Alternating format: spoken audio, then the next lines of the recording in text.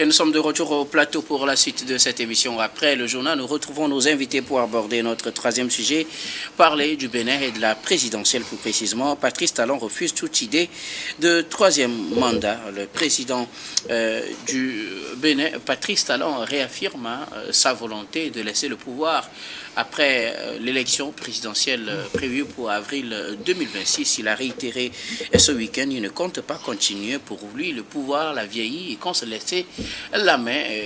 C'est vrai, il y avait jusque-là des doutes encore, certains en doutaient, mais à chaque occasion qu'il trouve, le président Talon cherche l'opportunité de rassurer ses concitoyens et l'opinion internationale qu'il ne sera pas candidat. Pasteur Edo. Docteur, le président Talon me fait rêver. Chapeau à vous, président, chapeau à vous. Il me fait rêver. Finalement, en avril 2026, je vais bien dormir. Parce que un dirigeant, depuis un moment, il le dit, qu'il n'y a pas question de prolonger son mandat. Il le dit, à chaque fois il le dit, il y avait des doutes, les gens doutaient, mais aujourd'hui, je crois que c'est clair que le président Talon veut rapidement quitter la présidence et aller faire autre chose, parce que après la présidence, il y a encore la vie, et ça rassure. Il dit que la fonction du président l'a vieilli en 10 ans. Et c'est vrai, c'est une charge lourde. Et en 2 mandats, psychologiquement, les psychologues le savent très bien, les gens le savent très bien, c'est pourquoi ils ont dit qu'il faut faire 2 mandats, 10 ans ou bien 8 ans pour partir. Et le président béninois, depuis ses discours, il nous fait rêver. Quand il a reçu les élus locaux, il leur a dit que c'est la dernière fois, sûrement c'est la dernière fois qu'il échange avec eux. Je crois que ça donne c'est le goût de la démocratie. Juste à côté de nous, le président Talon nous fait rêver. Et je vous avoue sincèrement que j'ai encore envie de le suivre chaque temps. Parce qu'il est avec le peuple, il parle et il est convaincant. Et il a encore dit que le Bénin est plus fort que lui, Talon. Le Bénin vaut la peine plus que lui. Non, je pense fondamentalement que finalement, la démocratie, si on respecte les principes, je crois que c'est le meilleur mode de gouvernement que nous avons. C'est le meilleur, la démocratie. Il n'y en a pas plus que la démocratie.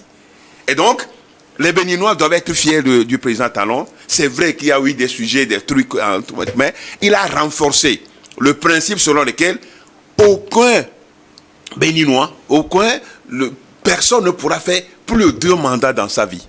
Plus de 2 mandats dans sa vie. Donc je crois que le président Patrice Talon mérite même un prix international de la démocratie, parce que faire 2 mandats et partir, ça ne doit pas. Et aussi, je finis pour dire que tous ceux qui sont autour des dirigeants africains, qui leur donnent des mauvais conseils, qui font pression sur eux pour violer la Constitution, pour faire plus de 2 mandats, c'est des criminels. Ils doivent passer à la cour d'assises, ces gens-là. Parce qu'ils n'aident pas les dirigeants. Voilà les pressions qu'on fait sur Talon de prolonger son mandat. Et il dit non. Il dit non. De l'autre côté, Alassane Ouattara a cédé à la tentation, puisque les coups de fil, les appels, tout ça là, lui il a cédé. Par contre, au Bénin, Patrice Talon n'a pas cédé. Et aujourd'hui, il fait la fierté. Il fait la fierté de l'Afrique. Et je crois que c'est ça les principes démocratiques. Et il quittera le palais présidentiel fier d'avoir accompli. Parce que lui, il dit que lui, il est un acteur, c'est-à-dire c'est un déclencheur. D'autres personnes vont faire mieux que lui. Pour ne pas dire que le Bénin a des problèmes sécuritaires. Donc si Talon ne restait pas, le Bénin va être une déluge. Non. C'est ça un dirigeant. C'est ça un visionnaire. C'est ça un chef d'État. Et ça vraiment, chapeau à vous, président de la République. Vous nous faites rêver. Et on attend d'autres dirigeants à le faire ainsi, à faire 2 mandats et puis à pouvoir partir. En tout cas, aujourd'hui, pendant longtemps, je n'ai pas été si proche du président Talon, mais aujourd'hui, je le suis. Et peut-être rendez-vous très prochainement à Cotonou pour la fête de l'indépendance de ce pays. L'indépendance, c'est ce vendredi 1er août, pasteur. Oui, c'est possible. Tout est possible. Tout est possible, n'est-ce pas? Merci beaucoup. Robert Kosigan, côté, le président Talon refuse encore toute idée de troisième mandat. Ouais, mon sourire me trahit. trop fier du président. Tu as des larmes, même, je vois même des larmes. J'ai des larmes aux yeux. Je vous l'ai dit, même quand Talon est critiqué sur ce plateau, vous savez, je le défends avec confiance, avec conviction, beaucoup de force. Talon, c'est le modèle de président que l'Afrique souhaite. Talon, c'est le condensé de Kwame Nkrumah, de Thomas Sankara, de Jerry John Rawlings, c'est-à-dire quelqu'un qui est venu au Bénin, où la démocratie signifie impunité et gabégie, où il y a des baobabs. Quand il parle, tout le monde se tait.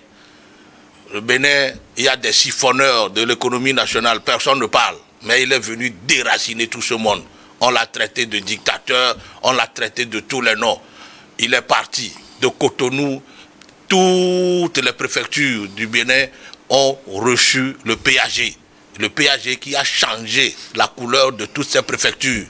Talon fait honneur au PCM du Togo parce que, souvenez-vous, quand il avait eu des démêlés avec Boni Yahi, c'est le PCM, son excellent force, Sozimna Nyasingbe, qui a pris son bâton de pèlerin pour faire tout pour que Talon rentre au Bénin.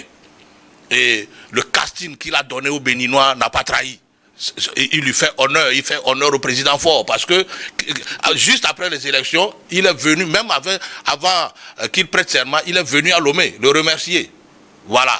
Même si entre-temps, il y a eu, bon, ok, d'accord, c'est la vie. Mais il a fait honneur au président Faure qui a travaillé pour qu'il rentre au Bénin. Il est devenu président, il a soutenu.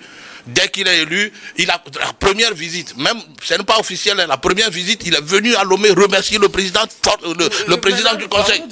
Non, il faut dire que le président Faure a contribué à donner un bon président aux Béninois, il faut le dire aussi. Mais c'est pas lui qui a donné le président. Mais s'il n'avait pas facilité son retour, est-ce qu'il deviendrait président? Non. Donc, quelque part, il a fait un bon job pour les Béninois. Aujourd'hui, Talon est au panthéon des bons dirigeants, des bons présidents en Afrique. Il est au panthéon.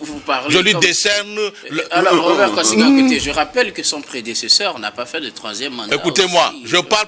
Pourquoi je dis qu'il est un bon président? Non seulement qu'il respecte l'alternance, il a développé le Bénin. Tout le monde le dit. Même notre ministre des Affaires étrangères a dit. Le Bénin d'antan, c'est-à-dire le Bénin il y a 10 ans, n'est plus le même Bénin aujourd'hui. Talon a travaillé pour les Béninois. Même s'il part, aucun Béninois ne peut l'oublier. Donc je dis bravo au président Talon qui non seulement a travaillé pour son peuple, mais a accepté faire les 2 mandats et partir. Et il a même dit qu'il y aura beaucoup, il y a d'autres Béninois qui vont faire mieux que lui. Merci. Chapeau à lui. À vous, Robert Kosigan.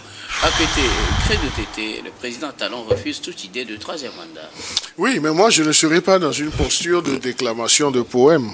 Mais je note tout simplement que, tout comme au mois de mars 2025, il a, dans sa récente sortie, donc il a maintenu sa ligne pour clairement situer l'opinion béninoise et celle internationale qu'il n'a pas l'intention de briguer un troisième mandat. Donc, tout va à son actif et je dis, c'est un choix d'un homme politique à un certain moment et c'est un choix qu'il assume. Et c'est un choix qu'il assume. Éclairé. Et c'est lui-même qui l'aurait voulu. Je rappelle également que depuis 2016 qu'il est arrivé au pouvoir, Robert l'a dit, donc il doit beaucoup de choses au président togolais, mais je puis faire cette confidence que il a toujours eu ce respect pour le président togolais, même si les contestes béninois et togolais ne sont pas les mêmes sur le champ politique.